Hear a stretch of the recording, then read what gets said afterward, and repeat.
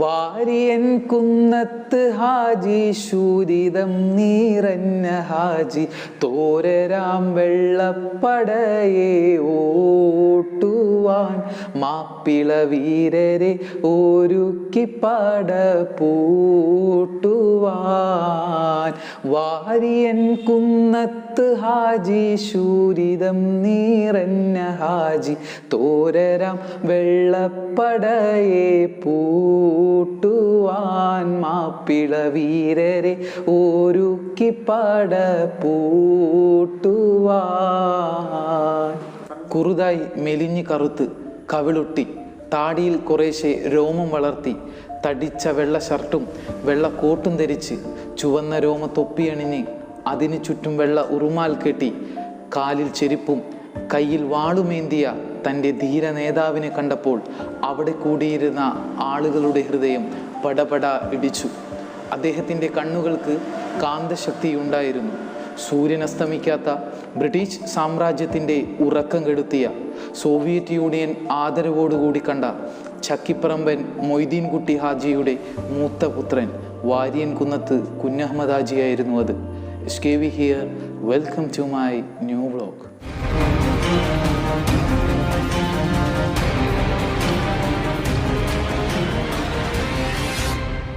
ഇന്ന് നമ്മൾ സംസാരിക്കുന്നത് വാരിയൻകുന്നത്ത് കുഞ്ഞഹമ്മദ് ഹാജിയുടെ ജീവചരിത്രമല്ല, മറിച്ച് നമ്മൾ ഏറ്റവും ചുരുങ്ങിയ രീതിയിലെങ്കിലും അറിഞ്ഞിരിക്കേണ്ട നമ്മുടെ ചരിത്ര പുസ്തകങ്ങളിൽ നിന്നും മാഞ്ഞുപോയ ലോക വിപ്ലവ നേതാക്കളിൽ ഒരാളായ ഈ മഹത് വ്യക്തിയെക്കുറിച്ചാണ്. ആരാണ് വാരിയൻകുന്നത്ത് കുഞ്ഞഹമ്മദ് ഹാജി?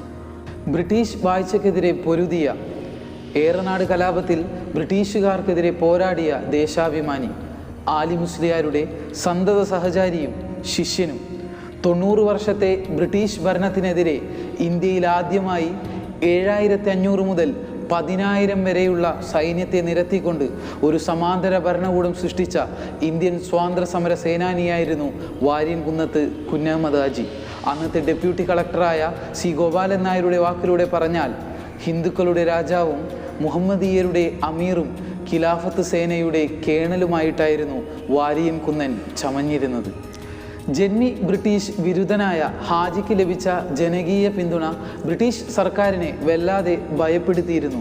അനുനയിപ്പിക്കാനായി ബ്രിട്ടീഷ് സർക്കാർ അധിക സ്ഥാനങ്ങളും സമ്പത്തും ഭൂസ്വത്തുക്കൾ നൽകാമെന്ന് പറഞ്ഞെങ്കിലും ഹാജി അത് സ്വീകരിക്കാൻ തയ്യാറായില്ല. കാരണം പോർച്ചുഗീസുകാർക്കെതിരെ ശക്തമായി പോരാടിയ കുഞ്ഞാലി മരക്കാരായിരുന്നു വാരിയൻകുന്നിൻ്റെ വീരപുരുഷൻ. അതുമാത്രമല്ല, ബ്രിട്ടീഷ് ഗവൺമെൻറ് നിരോധിച്ച ചേറൂർ പടപ്പാട്ടുകളിലൂടെ യുദ്ധകീർത്തനങ്ങളും ദഫ്മുട്ട്, കോൽക്കളി, കൈകൊട്ടിപ്പാടലുകളുമൊക്കെ സംഘടിപ്പിച്ചുകൊണ്ടായിരുന്നു വാരിയൻകുന്നൻ ജനങ്ങളുടെ ഇടയിൽ സ്വീകാര്യനായത്. ലോകപരിചയം, ഉറുദു, അറബി, ഇംഗ്ലീഷ്, പേർഷ്യൻ പോലുള്ള ഭാഷാ പരിചയവും സ്വതസിദ്ധമായ സംസാര ചാതുരിയുമൊക്കെ ജനങ്ങളുടെ ഇടയിൽ വാരിയൻകുന്നിനെ ഒന്നും കൂടിയും വലിയ രീതിയിലുള്ള സ്വാധീനം ചെലുത്തി. സുൽത്താൻ കുഞ്ഞഹമ്മദ് എന്നായിരുന്നു ജനങ്ങൾ വാരിയൻകുന്നനെ വിളിച്ചുകൊണ്ടിരുന്നത്. സഹപ്രവർത്തകരായിരുന്ന മാധവൻ നായരും ബ്രഹ്മദത്തൻ നമ്പൂതിരിപ്പാടും ഹാജിയെക്കുറിച്ച് പറഞ്ഞത് പൊതുവെ ശാന്തനും പക്വമതിയായ നേതാവുമായിരുന്നു എന്നതാണ്. അതുമാത്രമല്ല, വാരിയൻകുന്നത്ത് കുഞ്ഞഹമ്മദ് ഹാജിയെക്കുറിച്ചും മലബാർ കലാപത്തെക്കുറിച്ചും ചൈനീസ് വിപ്ലവകാരിയായ മാവോ സേതുങ്ങും സോവിയറ്റ് യൂണിയൻ വിപ്ലവ നേതാവുമായ വ്ളാഡിമിർ ലെനിൻ എന്നിവരും അവരുടെ കുറിപ്പുകളിൽ ഇവരെക്കുറിച്ച് എഴുതാൻ കാരണമായതും മലബാറിലെ കുഗ്രാമങ്ങളിൽ ബ്രിട്ടീഷ് പട്ടാളത്തെ നേരിട്ട വാരിയൻകുന്നൻ്റെ ആ ഒരു പ്രൗഢി തന്നെയായിരുന്നു. 1921 ആഗസ്റ്റ് 25 കുഞ്ഞഹമ്മദ് ഹാജി അങ്ങാടിപ്പുറത്ത് തൻ്റെ വിപ്ലവ സർക്കാരിന് കീഴിൽ ആരംഭിച്ച സൈനിക പരിശീലന കേന്ദ്രം ഉദ്ഘാടനം ചെയ്തുകൊണ്ട് കുമ്പിൾക്കഞ്ഞി, കാണഭൂവി എന്നിവ അവസാനിച്ചും കുടിയാന്മാരെ ഭൂവുടമകളാക്കിയും തൻ്റെ മലയാള രാജ്യമെന്ന രാഷ്ട്രപ്രഖ്യാപനം നടത്തി. വ്യവസ്ഥാപിതമായ രീതിയിൽ രാഷ്ട്രഭരണം നടത്തുവാൻ ഹാജിക്ക് സാധിച്ചിരുന്നു. സമാന്തര രാഷ്ട്രം, കോടതികൾ, നിയമ പോലീസ്, സൈന്യം, നികുതി കേന്ദ്രങ്ങൾ, ഭക്ഷ്യസൂക്ഷിപ്പ് കേന്ദ്രങ്ങൾ, പാസ്പോർട്ട് എന്നിവയൊക്കെ സ്ഥാപിക്കാനും മലയാള രാജ്യത്തിന് സാധിച്ചു. അതുമാത്രമല്ല, എല്ലാ ജനങ്ങൾക്കും മതങ്ങൾക്കും തുല്യമായ നീതി നടപ്പിലാക്കാനും ഹാജിക്ക് കഴിഞ്ഞിരുന്നു. ബ്രിട്ടൻ്റെ അനുകൂലികളായ ജന്മിമാരെയും പ്രമാണിമാരെയും കൊണ്ടോട്ടി തങ്ങന്മാരെയും ആക്രമിച്ചതായിരുന്നു മറ്റൊരു പ്രധാന സംഭവം.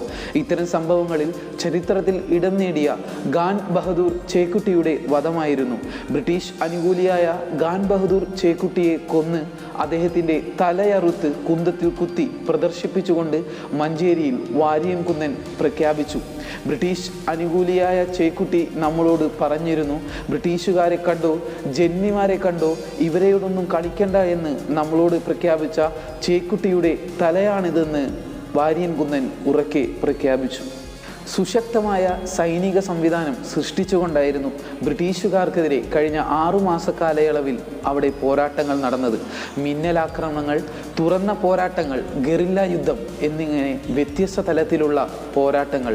ഒന്നാം ലോക യുദ്ധത്തിലെ ഭീതി സ്വപ്നമായ ഗൂർഖ റെജിമെൻറ്റിനെ ഇറക്കിക്കൊണ്ടായിരുന്നു ബ്രിട്ടീഷ് സർക്കാരിൻ്റെ അവസാന തലത്തിലെ പോരാട്ടങ്ങൾ. ഇതോടെ ഹാജിയുടെ സൈന്യം വീഴുമെന്ന് പ്രതീക്ഷിച്ച ബ്രിട്ടീഷ് സൈന്യത്തിന് മറുപടിയായിക്കൊണ്ട് തുറന്ന പോരാട്ടമെന്ന നിലയിൽ ഗൂർഖ റെജിമെൻറ്റിൻ്റെ ക്യാമ്പിലേക്ക് ആക്രമണം നടത്തിയായിരുന്നു ഹാജിയും കൂട്ടരും സ്വാഗതം ഏറിയത്. നിരാലംബരായ മാപ്പിളമാരെ കൊന്നൊടുക്കിയും സ്ത്രീകളെ ബലാത്സംഗം ചെയ്തും ബ്രിട്ടീഷ് സർക്കാർ ഇതിന് പകരം വീട്ടി. 1921 മലബാർ പോലീസ് സൂപ്രണ്ടായിരുന്ന റോബർട്ട് ഹിച്ച്കോക്കിൻ്റെ നിരീക്ഷണത്തിൽ ഇന്ത്യയിൽ ബ്രിട്ടീഷ് സൈന്യം നേരിട്ട ഏറ്റവും കടുത്ത പരീക്ഷണം ഏറനാട്ടിൽ കുഞ്ഞഹമ്മദ് ഹാജിയുടെ നേതൃത്വത്തിൽ നടന്ന പോരാട്ടമായിരുന്നു.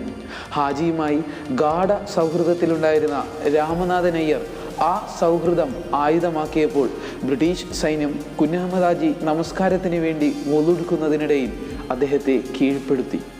1922 ജനുവരി 5 ചെണ്ടവാതി മുഴക്കിയും നൃത്തം ചെയ്തും ബ്രിട്ടീഷ് സൈന്യം ഹാജിയെ പൊതുദർശനം നടത്തി മഞ്ചേരിയിലേക്ക് കൊണ്ടുപോയി.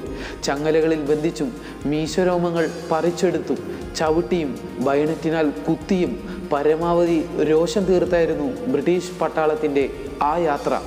മാപ്പെഴുതി തന്നാൽ നിരവധി പണവും മക്കയിൽ സുഖമായി ജീവിക്കാനുള്ള അവസരം നൽകാമെന്നും ബ്രിട്ടീഷ് ഭരണത്തലവൻ ഹെൽബർട്ട് ഹംഫ്രിയുടെ മുഖത്ത് നോക്കി തല ഉയർത്തി ചിരിച്ചുകൊണ്ട് വാരിയൻകുന്നൻ മറുപടി നൽകി, ഞാൻ മക്കയെ ഇഷ്ടപ്പെടുന്നു, പക്ഷെ ഞാൻ ജനിച്ചത് മക്കയിലല്ല, വീരേതിഹാസങ്ങൾ രചിച്ച ഏറനാടിൻ്റെ മണ്ണിലാണ്. ഇതാണെൻ്റെ നാട്, ഈ മണ്ണിൽ മരിച്ചു ലയിക്കാനാണ് ഞാൻ ആഗ്രഹിക്കുന്നത് എന്നതാണ്. 1922 ജനുവരി 13 മലപ്പുറം തൂക്കിടി കല്ലേരിയിൽ ഹാജിയെയും 2 പോരാളികളെയും മാർഷൽ കോടതി വിചാരണ ചെയ്യുകയും 3 പേരെയും വെടിവെച്ചു കൊല്ലാൻ വിധിക്കുകയും ചെയ്തു. വിധി കേട്ട കുഞ്ഞഹമ്മദ് ഹാജി പറഞ്ഞു, തൻ്റെ രാജ്യത്തിന് വേണ്ടി രക്തസാക്ഷിയാകാൻ ലഭിച്ച ഈ അവസരത്തിന് നന്ദി പറയുവാൻ 2 റക്അത്ത് നമസ്കരിക്കുവാനുള്ള അവസരം തരണമെന്നും അങ്ങനെ ജനുവരി 20 ഉച്ചക്ക് മലപ്പുറം മഞ്ചേരി റോഡിൽ 1-ാം മൈലിനടുത്ത വടക്കേ ചെരുവ് കോട്ടക്കുന്നിൽ ഹാജിയുടെയും 2 സഹായികളുടെയും വധശിക്ഷ നടപ്പിലാക്കി. ഈ സമയം ഹാജി ബ്രിട്ടീഷുകാരോട് ആവശ്യപ്പെട്ടു, നിങ്ങൾ കണ്ണുകെട്ടി പിറകിൽ നിന്ന് വെടിവെച്ചാണല്ലോ കൊല്ലാറ്, എന്നാൽ എൻ്റെ കണ്ണ് കെട്ടാതെ ചങ്ങലകളിൽ ബന്ധിക്കാതെ എന്നെ മുന്നിൽ നിന്നും വെടിവെക്കണമെന്നും എൻ്റെ ജീവിതം നശിപ്പിക്കുന്ന ഈ വെടിയുണ്ടകൾ എൻ്റെ നെഞ്ചിലേക്ക് പതിക്കണമെന്നും അതെനിക്ക് കാണണമെന്നും ഈ മണ്ണിൽ എൻ്റെ മുഖം ചേർത്ത് മരിക്കണം എന്നായിരുന്നു. ഹാജിയുടെ ഈ അന്ത്യാഭിലാഷം ബ്രിട്ടീഷ് സർക്കാർ അംഗീകരിച്ചുകൊണ്ട് അദ്ദേഹത്തിൻ്റെ ആഗ്രഹം പോലെ തന്നെ കണ്ണുകൾ കെട്ടാതെ നെഞ്ചിലേക്ക് വെടിയുതിർത്തായിരുന്നു അദ്ദേഹത്തെ കൊലപ്പെടുത്തിയത്. മറവ് ചെയ്താൽ പിൽക്കാലത്ത് വീരപുരുഷന്മാരായി കണ്ട് പല അനുസ്മരണങ്ങളും നടക്കുമെന്ന ഭയത്താൽ ബ്രിട്ടീഷ് സർക്കാർ ഹാജിയുടെയും മറ്റു പോരാളികളുടെയും മൃതശരീരങ്ങൾ വിറകും മണ്ണെണ്ണയും ഒഴിച്ച് കത്തിച്ചു കളയുകയാണ് ചെയ്തിരുന്നത്. പിൽക്കാലത്ത് ഇനി ഒരിക്കലും ഹാജിയുടെ ഒരു ഓർമ്മകളും ഇവിടെ ഭൂമിയിൽ ഉണ്ടാകരുത് എന്ന സാമ്രാജ്യത്വ തീരുമാനം നടപ്പിലാക്കുന്നതിന് വേണ്ടി മലയാള രാജ്യത്തിൻ്റെ എല്ലാ രേഖകളും അഗ്നിക്കിരയാക്കുകയും കത്തിത്തീർന്ന ചാരത്തിലുണ്ടായിരുന്ന എല്ലുകൾ പറക്കിയെടുത്ത് ബാഗിലാക്കി കൊണ്ടുപോവുകയും ചെയ്തു. വളരെ ബോധപൂർവം നമ്മുടെ പാഠപുസ്തകങ്ങളിൽ നിന്നും മാഞ്ഞുപോയ ഈ ചരിത്രം ഇന്ന് സിനിമയാവുകയാണ്. കണ്ടു തഴമ്പിച്ച ക്ലീശേ ചരിത്ര സിനിമകളിൽ നിന്നും വ്യത്യസ്തമായി ചരിത്രത്തിൻ്റെ സത്യസന്ധത വരച്ചു കാട്ടുവാൻ ഈ സിനിമയ്ക്ക് സാധിക്കട്ടെ എന്ന് നമുക്ക് ആശംസിക്കാം. See you next time.